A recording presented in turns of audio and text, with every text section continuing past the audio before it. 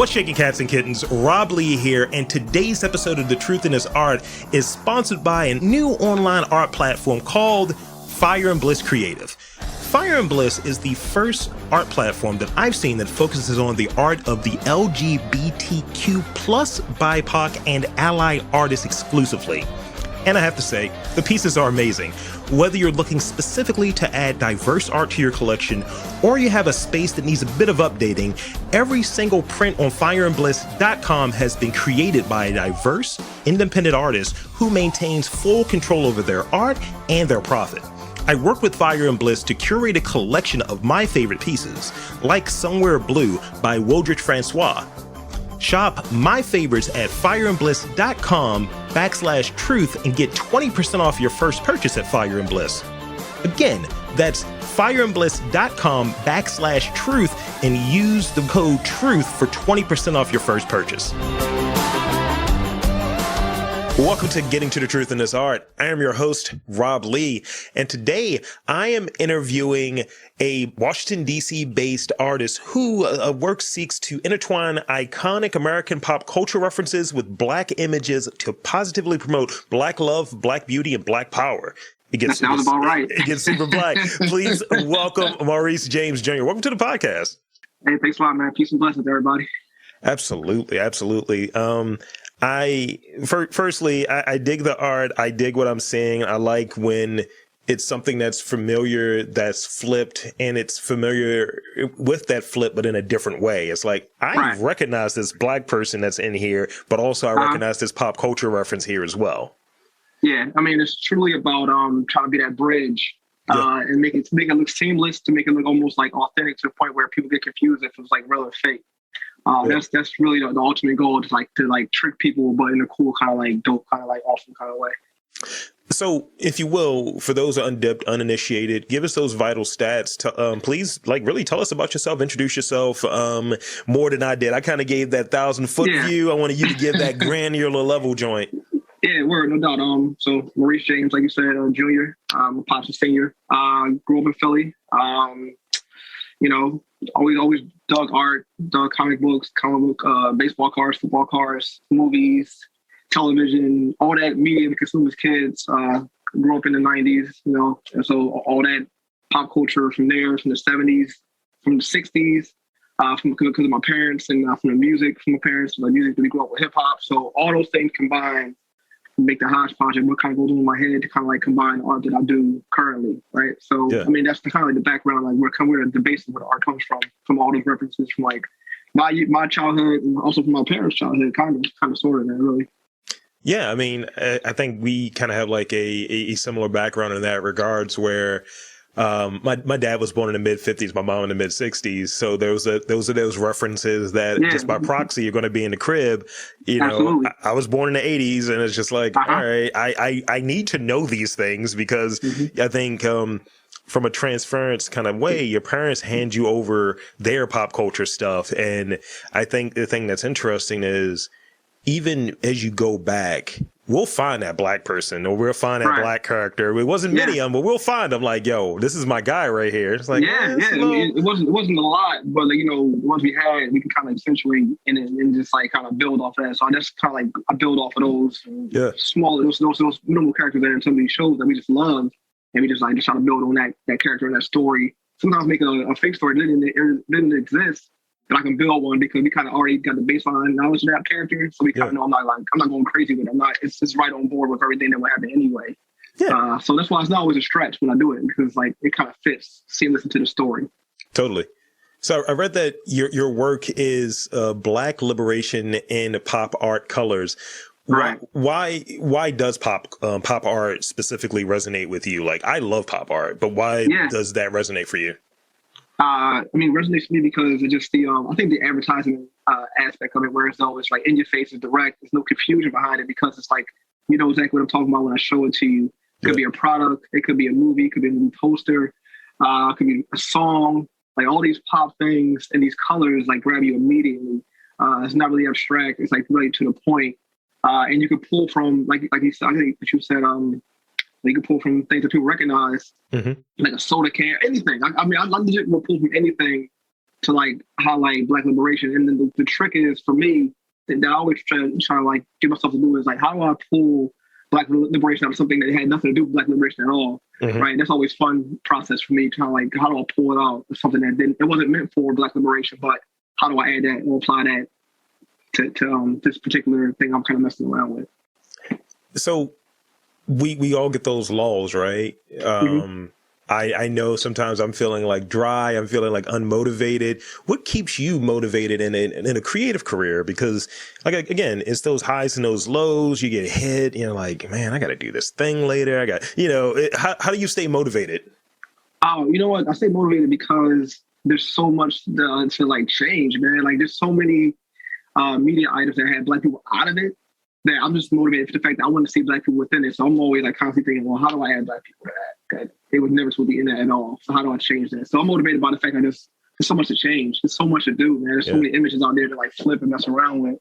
And then sometimes like a cool idea just strikes me. I might be watching a commercial or something. I say, oh, I forgot about that. Or I might be watching an old movie that I forgot about. It's like, damn, that's a good flip right there. And I either put it in my phone really fast and like in my notes, or I just run my computer really, really quick. Yeah. But if I'm not home, I just throw it in my notes and I say, all right, I want to forget this. And I put like just the almost like when I used to write stand-up, just like put like the punchline. Yeah. Then I'll kind of like finish the joke when I get home. I didn't know you wrote stand-up. We may have another conversation to have after this. I used to be like really heavy into it when I was in Philly. I was at the Laugh House every Wednesday, open mic night. And again, like I think, and it's funny when I look at stand-up comedians, it's kind of like the people that I really compare myself to as far as the way I do art, because the way they build and the way they kind of like to tell a joke, how you build a joke and structure a joke. Like the main punchline is here, but all the other stuff is like in the background, all the art too at the same time. So yeah, I kind of like build my art based off of like how a stand-up comedian tells a joke. If that makes any sense.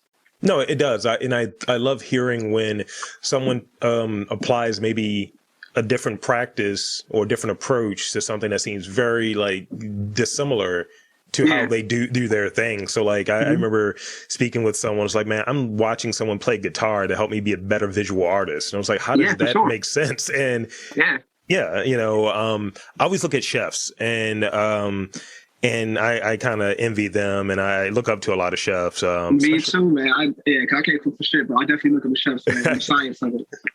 And the other thing is like, sometimes, you look at like for what I'm doing as a podcaster, it's like, oh, you look at other speakers. No, I don't. I'm looking at like, how do you approach this? Like, what is your approach? What's the base of your approach? I remember recently I interviewed a dude who, he uses, how can I put it? Like data integrity, SQL scripts and things of that nature to help produce his artwork. Wow. Okay. His visual artwork. And I was just like, all right, so some zeros and ones here. We got that. Right. Yeah. That's funky, man. Like I love it. Yeah. It's really for me like stand-up comedians, how they structure their work. And then I guess the boastfulness and the arrogance of rappers. Just always thinking and being the best. You have to believe in yourself first. So I think those two things kind of like combine. Of course, I love all the visual artists and what they do, but I think for me, my process and then also the confidence of Deion Sanders. Prime time. I mean, see, I always joke that, I'll have one for you. One might make sense. The other one might be super old, but we'll see. Mm-hmm. I try to combine myself as a version of Patrice O'Neal and a version of Charles Mingus. Word. And some people was like, you're just an asshole. It's like, no. But it's just having an interesting insight. That's kind of the thing. Yeah, man. So as a living artist, like as an artist living and working in DC, like what strikes you about like how maybe the city has changed is with special regard to the Black arts community? I mean, it's funny because I saw you send me that question and I had to think about it. But you know what? Because at first I was just working down here. I worked at BET. I was graphic designer for them for a while. So I wasn't necessarily in the community. I was around it, but I wasn't necessarily in it. Sure. And this is like kind of my first full year last year, and then this was my first second year kind of getting really in the grind. So I haven't met everybody, kind of seen the atmosphere of it because it's all over the place because it's all kind of spread out. Everybody does their own different thing. It's decentralized, yeah. So I don't want to say it's not a community, but I just don't know the community well enough to speak on it. I just don't know enough. But everybody I met has been dope and cool. I meet artists all the time. in passing, or like when they come to my show, or I'll go to their show, or I'll stop at their studio. But yeah, like, but for the most part, I'm still kind of getting to learn the ins and outs of how the community works, and who's cool, who's who's flaky. I mean, I don't know. I just don't know yet. So I'm still learning, man. I dig it. And I'm kind of in that same spot where here, like, I'm based in Baltimore, and initially the podcast was very like purely Baltimore centric, rah. Mm-hmm. And then I noticed kind of that crossover that was happening with, I'm going to exhibitions that feature artists from the mid-Atlantic. So you'd have that DC connection, that Philly connection, and even New York in instances. And then sometimes it's like, oh yeah, I'm from Indiana. It's like, hold up. So, you got to bring in, just interesting conversations. And for me, the starting point is like, did this pique my interest? Like, do I like what this person is doing and what the attempt is? And I was just like, all right. And I like what's happening here for Maurice. I appreciate that. Thank you. Yeah, totally. So your work references nostalgia with huge fan bases. This is a thing for me because I hate fans. Yeah. It references nostalgia with huge fan bases like Star Wars, Marvel Comics, DC Comics, so on. I initially had in there Playboy, but I was like, that's changed. Right. What has the response been, and do you have any like struggles with like maybe comparison? It's like, oh, you're just doing this or you're just doing that. What does that look like for you? No, I mean, not too many comparisons. I guess here and there, when somebody does, there may be another internet, not internet artist, but say another artist who's posting on the internet that does a flip or make a character black. It's just that I think the difference between me and other people is I think Black liberation is always the focus. Yeah. So that's the separator, right? So, I mean, you see the thing. So like with Playboy, that was more about liberating women off of being Playboy. So it's based off the 1971 cover. When the first Black woman was on the cover, and I kind of like pulling on that and her protecting herself. Yeah. As well as the Grace Jones joint, which is like Ring magazine about boxing, but it's more about Black women empowerment, right? So I think it's more of a focus on the liberation of it all rather than just making a character Black. No, I dig it. It adds that other layers. Like some people, when they talk about like art critic and art criticism and art consumption, the artist is left out of it. Like, what's that secret sauce? Yeah. And it's like, I am a Black artist, and this is what's baked into everything that I'm doing. For sure, man. It's like it's in the fabric of everything, and it's important and it's needed. It's necessary. I got a 3-year-old daughter, and she needs to see these cool things. So yeah, it's just a lot of reasons why I do it. But really, it's about the hearts and minds of the people, making sure people see something dope and cool and feel like seriously. When people see my show. Or my shows, like, because I've had multiple, like they really feel good after they see the stuff. And they really have an experience because they've never seen nobody do it like that before. I'm not saying I'm the only one doing it. I haven't seen everybody's work, but I know I know the response I get from people that see my work. That's dope. I'm sure you get a few trolls here and there too of like, how dare you? Yeah. It was early in the game. I did a flip of like Dr. Manhattan, and this huge fan of Dr. Manhattan did not like it. And it was like kind of right before the show HBO came out, where Dr. Manhattan was Black anyway. Yeah. So I felt justified a little bit when the show came out. And they actually did it. So, but yeah, other than that, it's been like super positive, man. Like because I really put in my tag like it's about Black liberation. So like leave me alone because this is what it's about. And if you hate on this, you hate on Black liberation. That makes you not saying you're racist, but if you get Black liberation, it might be racist. Yeah, we're not on the same page then. It's just like you can go elsewhere because that's the thing. Like I've gone to the like I'm a big fan of pop culture. I'm a consumer of pop culture, and I think it's an '80s thing. I don't know, but yeah, it might be. I think it is. Yeah. And I just remember going to like BlurredCon or what have you, and I felt compelled the first year I went to like write like this long like think piece, this long blog about just different things I observed. And it was a really interesting like weekend because it was shows ending, pop culture phenomenons ending, and then like BlurredCon. I'm like, yo, I'm with my people, I'm with the Black nerds, the Black fans, all of this, which was a stark a difference between like that side of fandom that I don't like. And that's why I was thinking, like, do you get any of that where you'll have some white dude hitting you up? It's like, I can't believe you did this Ghostbusters thing. And it's just weird. It's like, yo, like, don't be a cesspool. Don't be a dick. Like, get what this is. And that's the thing. It's like, how is this in some ways? It's not comparison, but it's just an artist. How is this different from something like Warhol would have done? Right. Exactly. No, and I think about those type of artists all the time because they just sometimes man, look, they just doing something really simple, but they did have a game plan about what they were doing, especially Eddie Warhol, like just putting that tomato soup can. He had a reason to doing it because he was just showing about it's like capitalism basically. Yeah. Right. So, but I think my focus, like even you mentioned Ghostbusters joint, was really about busting those old ghosts to like that haunt Black people from these images or whatever. Right. So it's like truly trying to exercise those demons and just trying to say that in a cool way. So how do you say all these things in a cool ass way, but still make it funky and fresh and people understand it automatically? So you got to add these pop culture references that everybody knows and loves. You know what I'm saying? So it has nothing to do with white people or it has nothing to do with Ghostbusters. Really, I just need the title. Yeah. To lock it in. That's all I really need. and that's the thing, like using that as the Ghostbusters thing as an example, because I remember looking at the trailer for not the most recent one, but the one that got all the fanboys, neckbeards angry. And right. I just remember my girl who's from New York, she was like, yo, they don't even take tokens anymore. Why is the Black chick like in this now lesser role? And I was like, you see how they do? I was like, this is supposed to be about this empowerment thing, but still y'all down here, which using an example of like what you have behind you, those two images behind you, that's why that is important. It's like almost can see the flip of, I'm going to take this malign thing that people didn't really like, the Answer the Call Ghostbusters. Now all of them are Black, you know, it's like, we're going to do that. And yeah, for sure. Because it gets missed out on. Yeah. And you know, you can do a lot with it, man. So much. Again, that's what I said, the inspiration in which they keep going, because there's so much to change, man, because they're always doing something really dirty as far as in the media. Yeah. And we notice it because we've been seeing media for a long time, so we know how it works. We know what they want to show people. So there's so much to change, man. There's so much to change. Yeah, and one of the things is you're like, for me, you can probably hear the passion in my voice when it comes to it. It's like, you're supposed to be like, if this is for me, because that's the thing I always ask, who's this for? Yeah.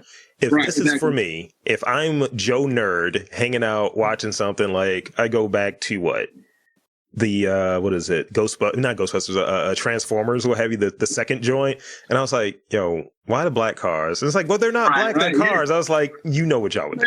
Like, come on, man. They were speaking jive and breakdancing and all type of madness. So yeah, they had gold teeth. They said they couldn't read. I was like, can we not do this? Can we just do something different right now? I sometimes I'm like, they just think Black people are dumb, or they just like making fun of us. It's gotta be one or the other. Because at this point, like, come on, man, like, you know, come on. Because it's like certain characters, when you look at these things from like the 80s, like you see Jazz, you're like, Jazz is a Black guy. You know, it's fine. It's, you know, Panther was a Black guy. Jazz, Panther, all yeah, exactly, man. Like, Jet Black, he's a Black guy. And then they made him a Black guy. Right. It's foolishness, man. It really is. So let's see. Look at recent, in terms of recent influences, are there some specific works, whether it be visual art, literature, film, music, that really pop and are important to you, like right now? Yeah. So as far as films go, Judas and the Black Messiah really did something for me, because I never thought they would make a movie like that ever in my life, right? And me and my friends growing up were always huge like Black Panther stands, and as well as Fred Hampton stands in particular. So you know, when I first saw it, I was harassing my wife saying, "I don't think this dude looks like Fred Hampton at all." And everyone did that. It's like, who is this? Sam Jackson's angry. Sam Jackson's like, these Brits coming in here taking our jobs. It's like, all right. So after I got over that initial, shock, and once I actually started watching the movie, listen to like how they were making it and what it was looking like, they really made a really dope ass, cool ass war movie. And so they basically that fight, that struggle between the system and Black people just trying to organize, right? So that anything Spike Lee, any old speeches on YouTube of James Baldwin, Malcolm X, and like I just so when I'm up when I'm working late at night, I just like play with like old speeches on YouTube, or I'm watching just having on my TV in the background, just kind of like just to hear like how they spoke about society. And I'm like, damn, I heard they did a clever spin on it, because they had to make it clever at the same time and make it interesting for people to listen to it for an hour, right? So I try to apply those ideas to like one piece of visual art that you could just stand there and look at, but it would say a whole lot. So again, that's always the process and the levels that I was trying to get to. I look at individuals who kind of like told those stories and explained it very well and made it very plain, but it didn't confuse people. So I try to again apply all that to the creative. Yeah, I mean, it's like, can you it's not code switching, but it's in Right. that neighborhood where it's like, you know who you're relating to, and you Yeah. have that, I like to use the term crossover appeal. It's like I Mm-hmm. can talk to, like, and what I aim to do Yeah. with this, it's like, yo, I could talk to like the hood dude that's doing whatever he's doing, and I could talk to the quote unquote intellectual and the, you know, the scared white girl. I could do the whole Mm-hmm. thing and be able to have a cogent conversation with any Right. of them. I mean, Mm-hmm. sometimes I struggle talking to artists because I don't know what the hell I'm doing. Yeah, you know, it's funny, man. Like I think it's always about common ground. So with artists, I mean, that I'm talking to, there's always a common ground somewhere. Yeah. I think the common ground for me when I meet other artists is just like the fact that we're doing art and we're showing it to people. That's crazy with itself. Like putting it out there, putting yourself out there Yeah. up for all type of criticism is a very like nuts thing to do anyway, right? So having the balls to do that is one step to it, and then after that, it's just like, you know, what story you want to tell. And some people do like this some really crazy, really cool stuff, man. Like I really do like painting. Like people who can paint very well. I'm like, Yeah. how do you like? How's your? I mean, listen. I know I'm a like, wizard at graphic design, but like these motherfuckers who can paint. And I'm like, man, this is like, how do you even like get that to make it look so photoreal, man? It's like I'm just amazed by it, honestly. Man. But you know, I'm not a painter. So I'm just amazed by how painters can just like with their hand or wrist, Yeah. with the subtlety of it all. Because I mean, when I was in school painting or whatever, I had no subtlety with my hand. Like it was very, you know. But I have subtlety with the computer, which is strange to me. I don't know, man. Yeah, I think sometimes when you're, and I think out of the different gems that come out of this podcast, I think a lot of times what happens is, I like to have the artists talk about their process and what they're doing at times, and it's just something someone's going to gain out of it. And it may not, like kind of what we were saying earlier, it may not be your specific discipline, but it's like, oh, I can do that. Oh, I'm already doing that. You use Evernote? Sure, I can write down some stuff. And that's the thing. Like right now I'm trying to transition into doing like scripts because I want to do a documentary and I want to put together a treatment and all of that stuff. And it might be a block for this traditional way of this is how you should do this. But if someone's like, oh, this is the way I did it. Oh, cool. Then maybe that works for me. Maybe that works for somebody else in a different way. So I got one last question before we get to these rapid fire ones. So this one is a multi-part one. So I can break it down piece by piece because I'll say a lot of words. And I'm like, I don't know what the hell you're talking about. So here it is. What are you doing besides being an artist? Is that the full-time gig? Is that just part of the gig? And like, how do you define the role of art in your life? It's interesting. So it's basically full-time. I mean, but what do I do outside of that? And I'm also like a full-time dad. So like, you know, taking care of my little queen, my little artist in training. Absolutely. A lot of that. And then just like, again, like take some contract graphic design jobs here and there to help people out that call me that really need help. Cause I don't like always doing this. So I was like, if it's a good friend, I'm like, I can help you out. Like seriously, just right now, a good friend of mine, he's working at the grill now. So he said, hey, can you help me out with this project? So like help him out with that stuff right there. But the thing of what art plays in my life now, art always had a piece of my life like that was really important. I always just enjoyed it and loved it. But as far as being an artist, I think that I'm really kind of understanding who I am completely as a person. I'll be 40 years old this year, right? So it took me to turn 40 to truly figure out. But like now that I know who I am and what I want to do, and what I want to say, and I'm saying it to people now, so now I got to do it because I'm saying it, or I'm not a man of my word. Right? Also, if I'm preaching, I want to be about the liberation stuff. You know what I mean, I gotta like kind of go fully hard of it, and like really believe in like touching and feeling and interacting with people, like Black people that I meet. Like treat them like as my brother, no matter what. I mean, of course, like, just play it by ear and like play it by feeling, like if they're a good person or not. But I think it's really just taught me, just like really art has kind of like revealed the true person that I really am, as far as doing it as a true artist now. Yeah. Right. So I think that's the coolest part, kind of like getting that true feeling of who I am, like that knowledge of self. Like, damn, I know who I am now. Like, it took me a little while. Yeah. I mean, I always liked myself, but now I really like myself. And I get to do actually what I'm want to do. Right. And it's not like an arrogant, kind of boastful, like overconfident thing. It's like really just like a coming into like understanding type thing. And I think that's that enlightenment, that realization that people have, and they're just like, yeah, man, that's what I'm doing. I'm on my path, man. Because like I had this conversation, and every now and again, like people remind me, it's like, no, you're just doing it. Like even at, and this is going to sound boastful, even at my worst, I'm still tapped in. to the thing that I'm doing. And it's like, no, you're holding the thing. You're doing the stuff. Like I've had like really high level people I'll sit down and talk with. And I think I'm bombing an interview and they're like, no, you crushed that. And I was like, nah, I don't know what you're talking about. Right. And it's like, look, don't put that faux modesty. I was like, I'm terrible. It's just like, it's real. Yeah.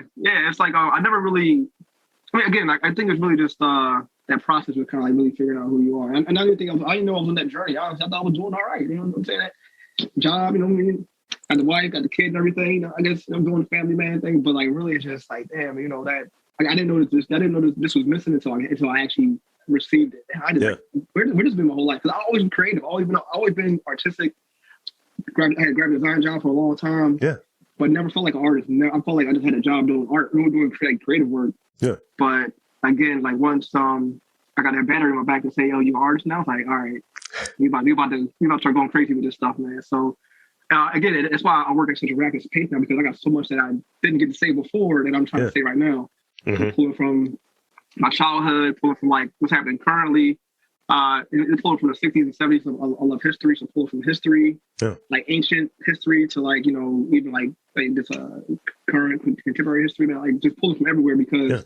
I think about these things all the time, right? Time travel and like, what does it mean to like for a Black person to travel through time and what would they do? What would they say? What would they tell Black people when they see them? Like, these things, I think about this all in my head, and it should have been in our movies, right? But never did.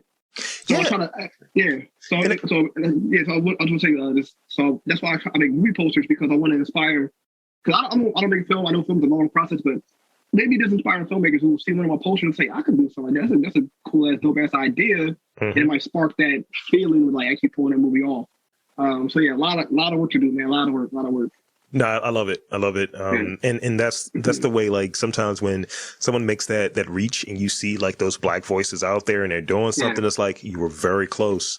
And you were almost there. You see it at times with Jordan Peele. You saw it with Misha Green, and you're like, you guys were close. Yeah, it's like you guys were close. Lovecraft was I was like, yo, they're touching it. They're touching around it. They're touching around it. And I know they was fortunate to have a TV show because they had, I guess, 10 episodes to kind of like to mess around with a lot of different ideas and a lot of different genres that one movie couldn't probably pull off.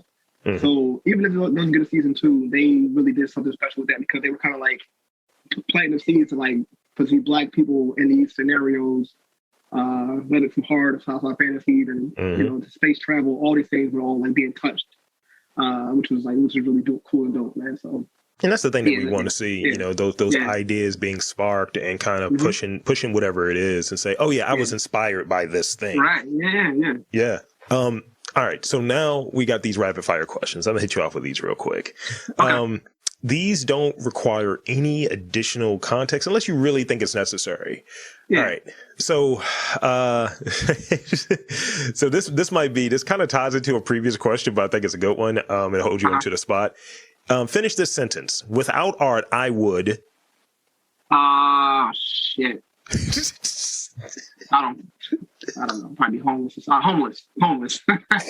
I would homeless. That's great. I'll be homeless. I don't know. I really don't know. I don't know anymore. I used to know, but I don't know. I think that's the crazy part about doing art now. Yeah. I don't know what to do anymore. I don't know how to do anything else. I don't forgot all the rest of my skills. It would be great to flip it. It's like without art, I'd be on some other shit. Like, what? Yeah, I'll be So you're based in DC. Share your a favorite like memory of DC, like something that's just very DC centric. Was it like, yo, you were out there and it was a go-go battle and people would throw mumbo sauce at each other? What was happening? That was ridiculous. What was happening? Oh man, my favorite DC moment, U Street in its prime, man. Prime U Street. That's all I'm gonna say about that. Okay, I've been down there a few times. Prime U Street from 14th to 9th, from Marvin to Brixton, going down to like 9th Street. Like, if it was like between the years of 2013 and 2016, 17, every weekend you probably see me and my homies in the streets just causing all type of ruckus and having fun. Love to hear it. Lastly, I like to get this from people outside of like learning about people's processes, outside of learning about these kind of like weird connections to other art that kind of gives you juice. What do you collect? I mean, you're around pop culture, so you have to be collecting something.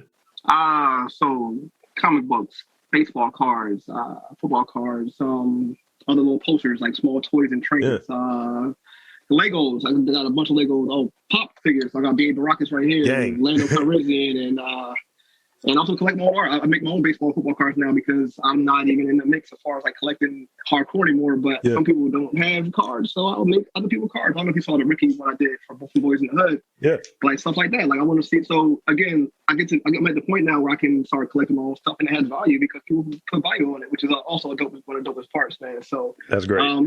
And my friend's trying to get me into VHS tapes, but I haven't got there yet. I don't even know the process, but apparently that's a new wave that people are collecting now. Who knew? But yeah, man, it's like I try to find, but not like collect any old thing. Trying to collect the cool things that I actually really want. So I have like a authentic RoboCop over there. Nice. I have Nat X from Saturday Night Live, the Chris Rock character. It's like cool, funny stuff like that. It's like I got like a pen dispenser. I got What a segue, Lynn. Yeah. So like, I just found something cool, and I'm like, oh, that's unique. I need that little small piece or that little. Yeah, I'll go after that. So yeah, it's nothing. I don't collect majorly, but when I find something really cool and dope, I want that right there. So anytime there's like a dope Lego set that I really need, I'll get it. Oh, and my brother got me this right here, this hot rod from the Transformers movie, the authentic hot rod. Boo! That's dope. Man. That's dope. Though. Yeah. So because Optimus Prime is very expensive, so hot rod is a good alternative for right now. But yeah, man, like all that stuff, man. Like all the stuff I had, G-Shock watches, I still got a bunch of those. They need batteries though, because I haven't worn them in a while. I remember G-Shocks was popping heavy. Yeah. That's where they're all from that era of like. And then sometimes like vintage clothes. I have like some vintage jackets here and there that I like to keep. But yeah, just like anything that I deem cool. If I think it's cool, I'll try to rock it, try to freak it to like make it fit into my modern things that I also collect at the same time. Yeah. And I noticed that they kind of fit seamless because I haven't changed in a while. Apparently, I've been the same size for a while, so nothing's really changed. I can still fit shit from high school if I wanted to, but I can't miss on my parents' house, and it's all way too big. It's all like 2-3x. We were crazy back then. Oh no, we were living reckless. I was like, I got this 4X Mecha on. Let's go. Listen, I got a 3X state property jacket. My dad wears it right now. And dude, I've never been 3X in my life, ever in my life. Seriously. I mean, it's like, yo, bro, where's your Jabos at? Like, right. With the rubber bands at the bottom. At one point, these joints are going to be vintage, and people are going to collect them. It's going to be like, it's always weird how the wave of like collection kind of like rolls around and kind of like flips and everything. So I'm curious to see what these kids like when my daughter's going to collect it, when she wants to collect stuff, right? And she has a wealth of stuff. She can have all books, all my cards. She can't have some cards I got to keep for myself, all my Griffey joints, but she can have a lot of other stuff too. I mean, you'd lose your mind if you run into this thing that I don't know if you've seen it as this TikTok, and it was like these 2000s. They were having a 2000s day. They were born in 2000. I was like, oh yeah, we're doing 2002 day, and I was like, fuck y'all. Yeah. I was like, I used to wear that. It's like all of the jerseys that don't fit, the matching fitteds. It's like, the headband with the do-rag. Oh my god, all that stuff, man. The stocking caps with the cape out, all type of craziness, man. Back when I had braids, and obviously I had braids because AI was really huge back at that point in time. So yeah, man. Oh man, I was man, we're washed. I was there. So I'm wearing sweatpants all day now. Yes, I literally have pajamas on and a hoodie right now. It's just Carhartt because I'm working on myself. Right. So with that being said, I want to wrap up, and I want to invite you to tell the fine folks where to check you out, check your work out, and thank you for being on this podcast. This has been wonderful. Hey, thank you, brother. You can find me at on Instagram, Art for the Black Market __. The underscore was added because somebody got my other page canceled, which is Art for the Black Market, and my other page, Invaders Prime, got attacked and hacked by the Russians, so that one's going too. So Art for the Black Market _ or MauriceJamesJr.com is my name. Or just come to my show. I got a show coming up this month in February. This is basically it. Other than that, I'm just chilling, man. That's a bet. So again, I want to thank Maurice James Jr. for coming onto the podcast, and I'm saying that there is art in and around your city. You just got to look for it.